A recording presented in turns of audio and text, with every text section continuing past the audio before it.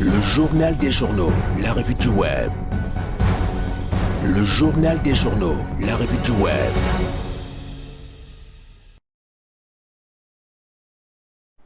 Clément Tungui, bonjour. Merci Séraphin, bonjour à toute l'équipe de production et de réalisation qui t'accompagne ce matin. Nous t'écoutons pour le déroulé des informations contenues sur les sites internet. Merci Séraphin. Mesdames et messieurs, vous faites bien de vous informer sur nos antennes, Success Radio et Vérité TV. Ce matin, nous ouvrons la partie de la revue du web avec le site Le Bled Parle qui fait état d'un accident mortel et dénombre au moins 7 morts sur l'axe Ndokayo-Ngaoundéré. L'accident est survenu hier, mercredi 6 mai 2026, sur l'axe reliant Ngaoundéré à Ndokayo. Et selon le bilan premier, disons encore provisoire, au moins 7 personnes ont perdu la vie dans cette collision particulièrement violente impliquant l'agence de transport Naral Voyage. Les circonstances exactes du drame restent pour l'instant inconnues, mais des témoins évoquent une scène de désolation sur les lieux de l'accident où les secours ont été mobilisés pour évacuer les victimes. Une enquête devrait donc certainement être ouverte pour déterminer les causes exactes de cet accident mortel.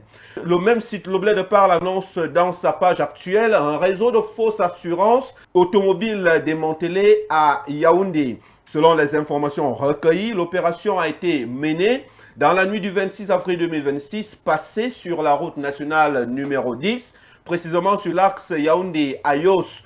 Les gendarmes placés sous le commandement de l'adjudant-chef-major Ousmane Adoum ont procédé au contrôle d'un camion appartenant à une entreprise locale camerounaise. Lors de la vérification des documents du véhicule, les forces de l'ordre et de sécurité ont découvert que les certificats d'assurance présentés étaient faux. L'enquête ouverte sur instruction du lieutenant-colonel Ngame Nsile Ngongtran, commandant du groupement de circulation routière numéro 1, a conduit à l'interpellation de 3 femmes âgées de 23 à 30 ans. Mesdames et messieurs, retrouvez l'intégralité de l'information sur le site Le Bled Parle. Nous poursuivons avec le site, avec cette information à Edea. Une enseignante a battu à mort un enfant.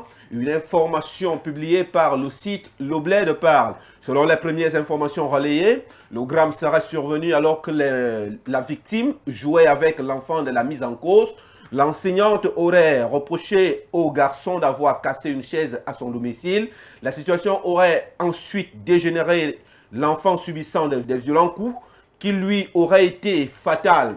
Après des faits, la suspecte aurait pris la fuite avant de se rendre donc plus tard aux éléments du commissariat du 3e arrondissement de Château, où elle est actuellement placée en garde à vue. Une enquête a été ouverte afin d'établir les circonstances exactes de ce drame. Mesdames et messieurs, nous clôturons la revue du web de ce matin avec le site Camer.bi qui parle du réseau téléphonique Camtel qui prépare son entrée dans le mobile money. Camtel s'apprête donc à franchir une étape stratégique en annonçant son arrivée sur le marché du mobile money en 2026 avec le lancement de sa solution baptisée Blue Money. L'opérateur public camerounais entend concurrencer directement des acteurs déjà bien installés comme MTN Mobile Money et Orange Money. Cette initiative marque donc une évolution importante dans un secteur largement dominé par des opérateurs privés.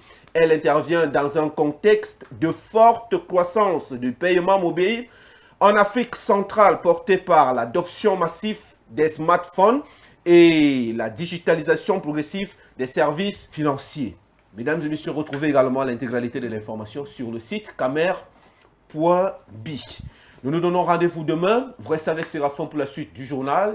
N'oubliez pas que notre engagement et notre détermination, c'est vous. C'est Dieu qui couronne le tout.